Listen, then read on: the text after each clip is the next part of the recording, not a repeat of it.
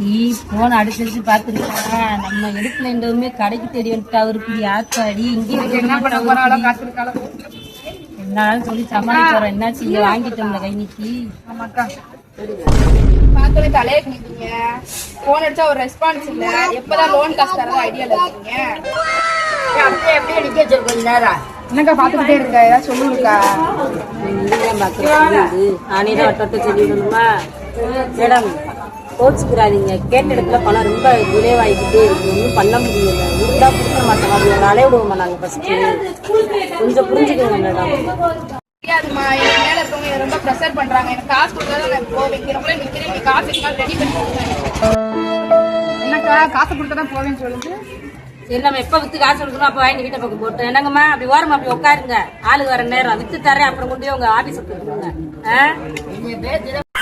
முத்ராசு வியாபாரத்தையும் காணா. அந்த அம்மா நிக்கல நகலாது போக நல்லா இருப்ப எடை செத்தான்னு கூட சாமி போட்டுங்க காலத்துல. எனக்கு முனியில வச்சு உனக்கு ஒரு நிமிஷத்துல வாங்கி கொடுத்தீங்கன்னா எந்த நேரமும் லோன் என்னால சமாளிக்க முடியாது. உழைச்சி ஒன்றை கொடுக்குறேன். லோன் எடுத்து வச்சுட்டு தெருவில் உட்கார கொடுத்தேன். மொத்தம் லோன் கரையை கொடுத்துட்டு கடையில் உட்கார வச்சுட்டு நிம்மதியாயிரும்.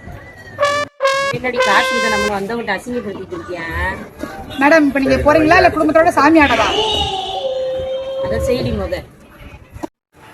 ஐயோ அந்த ஆளுக்கு போய் நான் என்ன சொல்ல போறேன்?